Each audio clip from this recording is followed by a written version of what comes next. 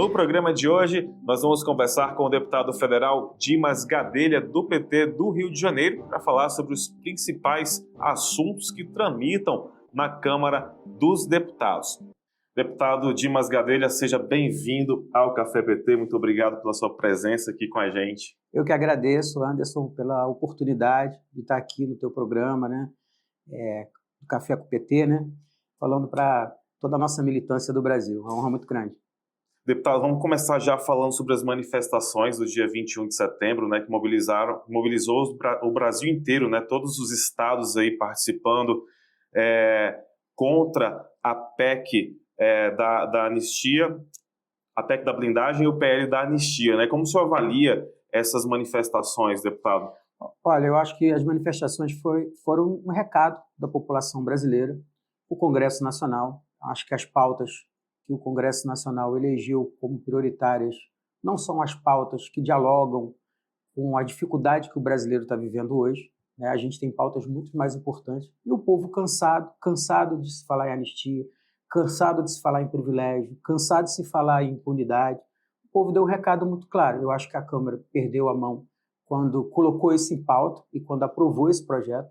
E o povo revoltado deu a resposta, uma concentração muito grande de pessoas no Brasil inteiro, né, de norte a sul, de leste a oeste do Brasil, manifestação. E eu acho que isso assustou um pouco o Congresso. Eu vi vários deputados que votaram a favor, se desculpando, dizendo que se tivesse que voltar atrás, voltaria contra. Isso é uma demonstração muito grande de que a nossa democracia é forte e de que a participação popular é importante. Nós não podemos ter um Congresso desconectado com o que está acontecendo na vida das pessoas. Nem podemos antecipar uma eleição de 2026 para 2025 se as pessoas estão preocupadas com os problemas de hoje. Exatamente. E não com a eleição de 2026. Então foi uma resposta muito boa da população, muito importante da população, e a gente espera que a população esteja cada vez mais conectada ao que está acontecendo na Câmara Federal, para que a gente possa pressionar e começar a aprovar as pautas que vão mudar de verdade a vida brasileira, como, por exemplo, a isenção do imposto de renda para quem ganha até R$5.000, como, por exemplo, a taxação dos super ricos. A gente precisa fazer justiça social no Brasil. Escala 6x1 também. A escala 6x1, importantíssima, né? Ajuda as empresas que estão perdendo mercado por causa do tarifaço do Trump, né? O governo federal já se colocou, vai ajudar, vai ter uma política para isso. Então é isso que o brasileiro quer discutir, é isso que o brasileiro quer ver a Câmara Federal colocando como prioridade. Como é que o senhor vê a adesão, né, da participação popular nesse dia 21 de setembro? Porque, pelo que me parece, foi uma das maiores manifestações da esquerda, né, realizadas nos últimos anos, né, deputado? Sem sombra de dúvida, foi muito positivo. Eu vi como impactante, não só nas ruas, mas também nas redes sociais, né? Foi muito forte. A gente sabe que a rede social hoje é uma realidade, né? Também é espaço para manifestação, para participação. Então eu vi como muito positivo, a população realmente se incomodou, né? E isso é muito positivo para a nossa democracia. Sem dúvida. A gente vê, a gente observa também, inclusive até a própria direita, né, nas suas críticas, falando dos movimentos culturais que tiveram, inclusive, nessas manifestações, mas é importante a gente lembrar que cada um luta com as suas armas. A gente tem do nosso lado a cultura, tem do nosso lado os artistas, e é importante também é essencial também ter a participação deles, né? A direita brasileira, infelizmente, não entende o que é cultura, não entende o que é a história do Brasil. Não sabe que a cultura e a política no Brasil elas sempre caminharam lado a lado. Foi através da cultura que a gente conseguiu acabar com a ditadura aqui no Brasil. A participação da cultura foi muito importante. A cultura tem e deve ser convidada a participar dos espaços políticos. Eu vi até deputados reclamando, porque se a gente tivesse convidado nas nossas manifestações cantores, atrações do sertanejo. Olha, os cantores sertanejos, né, tem investigação da Polícia Federal aí, né? Fizeram festa com emenda. Eles só vão cantar no palanque, né, por causa do dinheiro, por causa da força, do incentivo, né, ali do dinheiro. A cultura da esquerda, a cultura do Brasil de verdade, né, vai para as ruas de graça. Então não houve pagamento de nenhuma taxa para nenhum cantor. Eles estavam ali simplesmente pelo fato de exercerem a democracia, né, simplesmente pelo fato de quererem participar dessa construção de um país cada vez melhor e de não retroagir, porque eles lá atrás, né, grandes ícones da defesa da democracia lá atrás, estavam de novo no palco, porque existe realmente uma ameaça posta e que a gente precisa lutar e ficar atento, senão... Quando a gente fala assim que cada um luta com as suas armas, a gente observa também que do lado da direita existe uma convocação, muitas vezes, feita por lideranças religiosas extremistas também, né? Sim. Então, assim, cada um luta com as suas armas. A gente luta com a arma da cultura, né? Com os artistas, com até mesmo os influenciadores também, mas as lideranças políticas também tiveram bastante presentes nessas manifestações, e enquanto a direita muitas vezes está ali sendo convocada até simplesmente pelas lideranças religiosas. Deputado, mudando um pouquinho de assunto aqui, o Senado já mandou o recado para a Câmara dos Deputados de que vai sepultar a PEC da blindagem, né, que foi um dos pedidos na manifestação do dia 21 de setembro. Como a bancada do PT ela tem articulado com os senadores para que essa pauta realmente seja sepultada no Senado? Então, a gente tem visto muito o nosso líder lá, Lindenberg, né, sempre conversando com a liderança do governo no Senado. Acho que a sociedade mandou um recado muito forte também, né? O Senado é uma casa que é muito mais conservadora, né? Assim, no sentido de tem muito mais autonomia, os senadores, né? Eles votam muito mais com o interesse da população do que, infelizmente, a Câmara. A gente sabe que na Câmara tem muito lobby. Sim. Lobby dos bancos, lobby das big techs, né? Lobby da religião, enfim. E é natural que tenha, faz parte da democracia. O Senado não, ele é mais fechado. É mais conectado realmente com aquelas pautas que são mais sensíveis à opinião pública. Então, eu tenho certeza que o Senado não vai deixar passar essa PEC da bandidagem, ou a PEC da blindagem, ou a PEC da impunidade. É o que a gente espera realmente. E, deputado, o senhor teve recentemente também participando da reunião do Conselho de Ética, né, em relação o ainda, vamos dizer assim, deputado Eduardo Bolsonaro, pedindo aí realmente a cassação dele, né? Ele que está lá nos Estados Unidos já desde fevereiro, conspirando contra o país, conspirando contra a soberania do Brasil também. Como foi essa reunião que o senhor participou e o que esperar realmente a partir de agora? Então, o Conselho de Ética foi inicialmente para que ele não só não assumisse a liderança, né, de minorias, mas para a cassação dele mesmo também, né? Sim, em primeiro lugar, assim, eu quero dizer do absurdo que é, né, um deputado federal, representante da sociedade brasileira, está há tanto tempo fora do país, né, sem que nada aconteça a ele. Isso é um afronto ao trabalhador brasileiro, que tem que acordar cedo todo dia, pegar ônibus lotado, para ir para, às vezes, um ambiente de trabalho que não é saudável para ele, uma carga de horário extensiva, um salário, às vezes, né, que não é compatível para aquele trabalho que ele tem, e ver um deputado federal do Brasil lá fora. E ainda escutar colegas na casa dizer assim, não, mas isso já aconteceu antes. A pandemia, os deputados trabalhavam home office. Olha que diferença. Sim. Não é nem misturar alhos com bugalhos, é misturar alho com pólvora, né? Porque é uma situação completamente diferente. Era uma situação coletiva, onde a ciência nos orientou a ficar afastado um do outro para que a doença não fosse mais grave. Tem nada a ver uma coisa com a outra, né? O que o Eduardo Bolsonaro fez foi fugir do país, né? Fugir para não encarar de frente os problemas que eles cometeram lá atrás, as consequências dos problemas que eles causaram lá atrás. Então, ele foi covarde, fugiu do país e está arquitetando uma estabilidade econômica, uma estabilidade política para o Brasil lá fora, com um único interesse. O interesse, gente, não é livrar todas as pessoas, principalmente aquelas pessoas que foram usadas, que estavam lá no dia 8 de janeiro, não. O interesse é livrar apenas o Eduardo, o pai Bolsonaro, para poder disputar a eleição de 2026. Então, assim, a Comissão de Ética hoje recebeu, né, o pedido de cassação do mandato dele. O presidente, ele sorteou os 3 possíveis relatores. Foi um deputado do PSOL, uma deputada do PDT e um deputado do União Brasil. Eu não recordo os nomes aqui, um foi a Duda Salabert, outro deputado do PSOL e o do União Brasil foi um delegado, enfim. O presidente agora tem a prerrogativa de escolher esse relator. O relator vai começar o trabalho dele, fazer as oitivas, fazer as audiências, a investigação, depois ele vai apresentar um relatório, né, e depois a casa vota. Mas eu acho que a pressão popular, seja nas redes, seja nas ruas, como foram esse final de semana, é importantíssimo para que o próprio presidente dessa casa se posicione e veja qual é o desejo que vem das ruas, porque a missão dessa casa aqui é realmente estar em harmonia, em sintonia com o que a rua pensa. Você já viu algo parecido com esse cenário aí imposto por Eduardo Bolsonaro em algum momento, deputado? Em nenhum momento da história política do Brasil há relato de uma situação, né, tão conflitante como essa e tão assim, é um afronto não só à população, ao trabalhador, como também aos outros deputados que estão aqui trabalhando. E parece que é uma criatividade que não tem fim, né? Quando a gente menos espera, surge uma nova narrativa, uma nova forma de tentar fazer com que as coisas realmente aconteçam, uma nova manobra, no caso, Sim. né?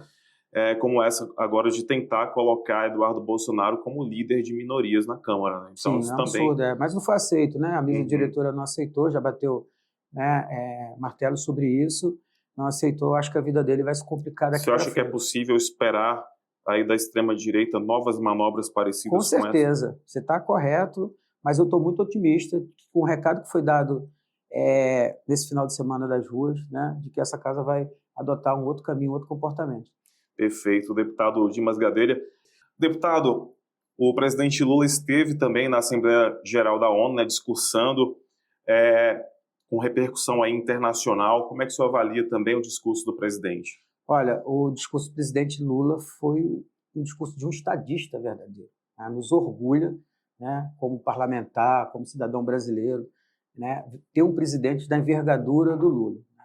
Eu acho assim que o crescimento da direita extrema no mundo inteiro, né, e essa disputa de narrativa que a extrema-direita trouxe para o mundo, acuou muito, né, alguns países, como, por exemplo, o próprio Estados Unidos. O que a gente viveu aqui no Brasil, os Estados Unidos também viveram. Né? Sim. Teve lá morte, derramamento de sangue lá na Casa Branca, enfim. Porque lá ninguém foi punido. O Brasil está dando um exemplo ao mundo. E quando quando o presidente Lula faz um discurso defendendo a nossa democracia, defendendo a nossa soberania, da forma como ele fez, mostrando para o mundo que o Brasil não é submisso, que o Brasil não vai aceitar ser tutelado por nenhum país, que o Brasil não vai aceitar ataques às nossas instituições democráticas, né? O Lula se posiciona como uma referência para o mundo e dá exemplo ao mundo. Sim. Né? A gente sai de uma postura de ser ali, como é que se diz, ser ameaçado e passa a dar exemplo para o mundo. Né? Então, eu acho que o discurso de estadista, um grande discurso, motivou mais ainda a nossa bancada, motivou mais ainda a nossa militância, né?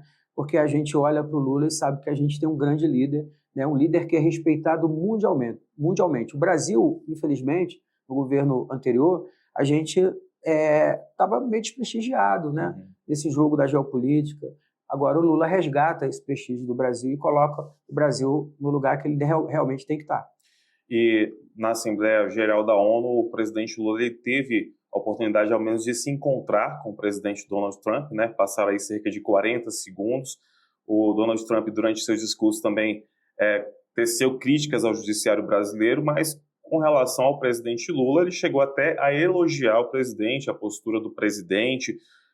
Como é que o senhor avalia isso também, deputado? O senhor acha que é positivo, vai ser positivo realmente daqui para frente? Deve mudar alguma coisa aí nesse cenário também em relação Eu vejo como positivo a disposição dele de conversar com o Lula. Né? Ele disse que semana que vem está disposto a conversar com o Lula. Isso eu vejo como positivo. Porque se em 30 segundos ele disse que deu química entre ele e o Lula, se ele der 30 minutos para o Lula, imagina como é que não vai ser, como é que ele não vai sair dessa conversa com o Lula. Então, assim, a gente está animado. Agora, é importante a gente entender também que o presidente dos Estados Unidos ele é muito instável. Né? Sim. Ele diz uma coisa hoje e diz amanhã. Né? Parece que ele realmente não tem o completo diagnóstico das coisas, ou ele não tem o completo controle das coisas. Parece que tem alguém sempre assessorando ele, porque a gente já viu ele mudar de opinião várias vezes. Mas foi muito importante esse sinal que ele deu, né? E um sinal de respeito também ao presidente Lula. Né? E, deputado, com relação ao PL da anistia, né? Hoje ele está tramitando também na Câmara dos Deputados. Como a bancada do PT ela segue aí se preparando também para esses debates em relação à anistia? Debates esses que já começaram, que já tomam conta, inclusive travam muitas vezes as pautas, né, do Congresso Nacional, mas de que forma que a bancada do PT, o senhor tem observado que ela tem seguido aí se preparando com relação cada vez mais em relação a esse debate? A bancada do PT, né, vê a pauta da anistia como inegociável. A gente não topa de jeito nenhum aprovar a anistia, né? Colocar a anistia, né, mesmo que seja através da redução de penas, conforme está sendo proposto, é dar um recado muito ruim para essa geração e as gerações futuras de que qualquer pessoa que ouse atentar contra a democracia brasileira vai ter o perdão, né? Sim. Vai ter uma diminuição de pena. A gente tem que ser rígido e mandar um exemplo, não só para o mundo, mas também para a sociedade, para as gerações futuras do Brasil, para a geração atual, de ai daquele que ouse atentar contra a nossa Constituição. Então, a bancada do PT não vai se furtar da luta, nós vamos ter uma atuação marcante, vamos defender a democracia brasileira, vamos defender que os que atentaram contra a nossa democracia possam ser punidos no rigor da lei. Me parece que são 3 formas de se votar a anistia, né, que estão sendo defendidas. Uma seria a anistia irrestrita para todo mundo, até mesmo para aqueles que ainda vão atentar contra a democracia. Uma anistia sem Bolsonaro e uma outra anistia que seria diminuir as penas, seria a dosimetria, como está sendo chamada, né, deputado? Para essas 3, a posição do PT é a mesma ou como você tem observado lá? Como eu tenho observado, a posição do PT hoje é que a gente seja cumprida a decisão do Supremo Tribunal Federal, né? Agora, é claro que a casa é uma casa de negociação, a gente não tem a maioria, né? Infelizmente, nós não temos a maioria, né? E eu vejo muita gente ali de consenso na questão da dosimetria, da redução das penas, né? Se a gente perceber, né, que o ambiente é favorável, de repente, dependendo também de qual pena, de quais envolvidos, né? Um cara que tentou soltar uma bomba no aeroporto de Brasília, ele não pode ter uma pena diminuída. O cara que planejou uma morte do presidente da República, vice-presidente e de um ministro da Suprema Corte, ele não pode ter uma pena reduzida. Há casos e casos, né? Perfeito. Aquela pessoa que tem mais dificuldade de cumprir a lei, que rasgou instituições, que estava de tornozeleira, mas que descumpriu, né, a área que tinha que estar atuada, essa é uma questão até da gente ter bom senso realmente de diminuição de pena, dosimetria, mas aqueles que atentaram de fato e cometeram os crimes mais graves, esse eu acho que não tem que ter perdão, mas a casa é uma casa política, nós não temos a maioria, mas a nossa posição é essa. Claro. Vamos falar um pouquinho agora sobre debate digital, deputado. Também está sendo debatido no Congresso Nacional sobre a regulamentação das Big Techs, né? E primeiro queria entender como é que está esse debate hoje, porque às vezes vem à tona, depois dá uma sumida. Como é que está agora esse debate das Big Techs, da regulamentação delas? Então, eu acho que essa é a grande pauta, assim, uma das pautas mais importantes da nossa era, né? A gente já viveu, eu costumo dizer isso, a gente já viveu a era da pedra, né? A era do metal, a era do conhecimento, e eu costumo arriscar que a gente está vivendo a era da comunicação. A era da comunicação. Só que muita gente pensa que a disputa hoje é entre direita e esquerda. Sim. Ela se dá no campo de direita e esquerda, mas a disputa hoje ela é entre a comunicação da informação e a comunicação da desinformação. Que a comunicação também é usada para desinformar. A comunicação é muito usada para informar, mas tem gente que usa a comunicação para desinformar, para confundir as pessoas, porque confundindo você manipula, né? Para desconstruir instituições legítimas, para desconstruir até a própria mídia, né? Hoje tem gente que acredita mais no que recebe no WhatsApp do que recebe de informação de uma mídia oficial que procura, pelo menos, ali ter um pouco de ética, né?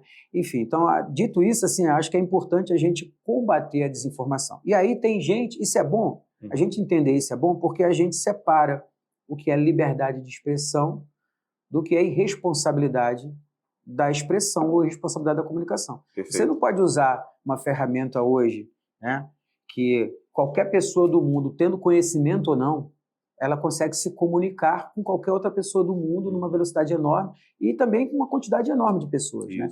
Então, se a gente tem que ter responsabilidade nos nossos ambientes físicos, por que a gente não tem que ter responsabilidade aqui também? Está na hora da gente pensar nisso.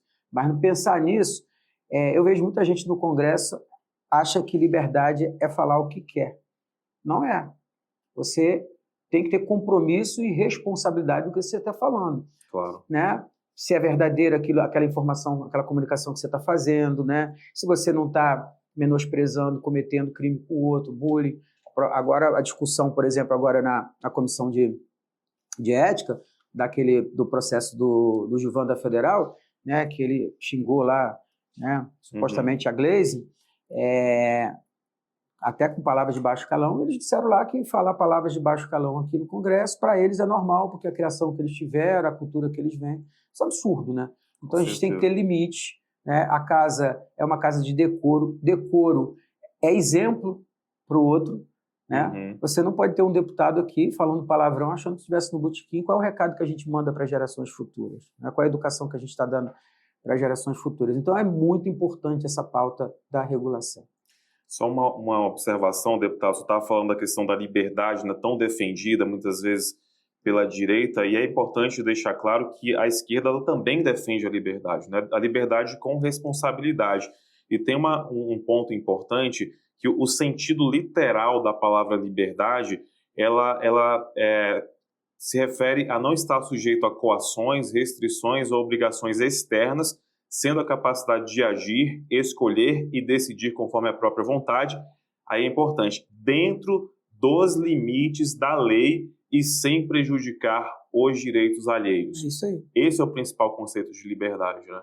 Então é importante que as pessoas tenham essa consciência do que é de fato a liberdade, porque uma coisa é você falar tudo que você quer, tudo bem, depois você vai ter que se responsabilizar por aquilo que você vai falar também. Sim, claro, a sua liberdade vai até o momento onde você não me prejudica. Sim. Quando a sua liberdade começa a me prejudicar ou ao coletivo, né, isso deixa de ser uma liberdade. Por isso as regras, ninguém pode fumar, por exemplo, num ambiente fechado, porque nem todo mundo que está ali está disposto a fumar, né? Então você tem uma área reservada para quem é fumante, tem que respeitar, né? Então eu acho que assim, isso é viver em sociedade, isso é dar valor ao coletivo, né? Aí por isso que eu acho muito importante, as redes não podem ser terra de ninguém, né? Em nome da liberdade, você fazer o que você quiser na rede. Não pode, né? Precisa ter o mínimo possível de coerência, né, e de controle. Com certeza. Deputado, tem um projeto também que o senhor apresentou, que é um projeto de proteção a crianças e adolescentes também, especificamente os influenciadores mirins. O senhor apresentou um projeto de proteção de crianças e adolescentes que exige uma autorização judicial para que aqueles que atuem, né, que atuem como influenciadores mirins, né? Como é que funcionaria esse projeto, deputado? Então, hoje o que a gente observa nessa coisa que a gente já vem falando da rede social ser um campo sem regulação, sem controle, como se fosse uma selva, né? A gente tem visto muita criança, né, trabalhando como influência. Antigamente o sonho das crianças era ser jogador de futebol, ser médico, né? Hoje tem muita criança que o sonho é ser influência, né? E a gente vê muitos pais também, né, abusando dessas crianças, um trabalho quase escravo, né, submetendo essas crianças a assuntos que não são compatíveis com a idade, né, que essa criança enfrenta. Então a gente apresentou um projeto de lei onde, assim como já funciona com o ator, o cantor mirim, o artista mirim, né, que funcione da mesma forma com o influenciador. É necessário uma ordem judicial, o juiz vai avaliar ali, né, como é que é a estrutura dessa família, né, a estrutura familiar, vai limitar o tempo de trabalho dessa criança, vai garantir que essa criança tenha acesso a outras atividades que sejam importantes para o crescimento, tanto intelectual como o crescimento físico e saudável dela, né? Vai responsabilizar os pais em caso de abuso, vai responsabilizar as plataformas em caso de abuso, em caso de exposição dessas crianças a temas que não são compatíveis com a idade dela. Uma criança influência, ela não pode fazer propaganda de um cigarro, ou propaganda de um álcool, de produtos que não são compatíveis, né, nem eticamente, nem moralmente com a idade que ela está. Além disso, também garante uma segurança para a vida financeira dessa criança. Já vi, às vezes a criança faz muito sucesso ali porque é novinho, é simpático, bonitinho, mas quando vai ficando velho, vai ficando sem mercado, vai ficando sem oportunidade. A Larissa Manoela, por exemplo, é um exemplo disso, né? Os pais tomaram conta ali do patrimônio dela, e aí a gente garante que uma parte do que é arrecadado vá para uma poupança onde essa criança só tenha também acesso com 18 anos, né? Importante. Isso é importante também. é um conjunto de medidas que visa proteger a criança e garantir que essa criança cresça de forma saudável, né? A gente sabe que a tecnologia é um caminho sem volta, né? E é uma ferramenta para a gente até se construir melhor como ser humano, mas também é uma ferramenta que, se não for bem usada, também pode atrapalhar, né, o nosso crescimento como humano. Como humano, a gente viu aí, por exemplo, você já deve ter visto aquele filme Adolescência, né?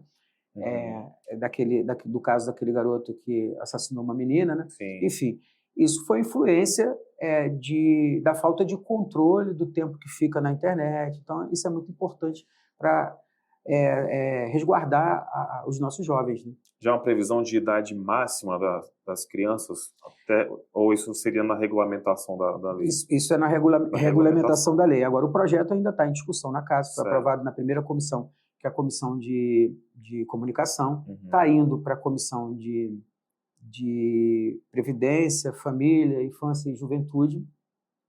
É claro que, como é projeto, ainda está sujeito a mudanças, né, a contribuições de outros deputados, principalmente dos relatores, né, ainda está na fase do debate. Mas é um projeto que é considerado importante, né, para que a gente possa garantir o uso da tecnologia. Ninguém também quer tirar a criança, né, da tecnologia, mas o uso responsável. E a gente vê, deputado, que inclusive tem muitas crianças que utilizam as redes sociais, que são influenciadoras, e muitas vezes os próprios pais não têm acesso ao que elas publicam.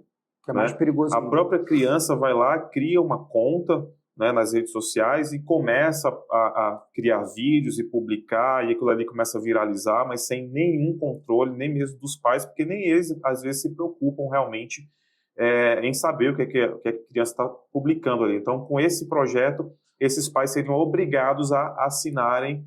Não apenas o pai, né? Porque às vezes você falou aí que às vezes o pai não sabe, porque trabalha muito, a mãe trabalha muito, a criança fica ali em casa. Mas o projeto também prevê, eu já disse aqui, a responsabilização da plataforma, porque a plataforma vigia. Sabe quanto tempo essa criança está, né? Se acendeu o sinal vermelho que está há muito tempo, que está tendo acesso a conteúdos que não são compatíveis à idade dela, que está postando vídeo ali que não é compatível com, né, com a idade da criança. Então, a própria plataforma é responsabilizada por vigiar por um ambiente de vigilância dessa criança e dos hábitos dessa criança dentro da rede. Hoje não é. Por isso que é tão importante a regulamentação, né, deputado? Hoje não é. Porque aí serve para ampliar, né, justamente essa fiscalização também. Porque como você colocou, né, é uma responsabilidade compartilhada, né, dos pais, da rede, da sociedade. Perfeitamente. Deputado Dimas Gadelha, muito obrigado por ter conversado com a gente aqui, pela sua presença aqui com a gente no Café PT. O espaço segue sempre aberto, viu? Eu que agradeço, antes, muito bom, muito produtivo, estou à disposição, espero voltar outras vezes. O café estava uma delícia, viu, gente? Muito bom. E café mesmo, né, deputado? E a caneca é linda, ó. A caneca é linda. Um abraço, pessoal.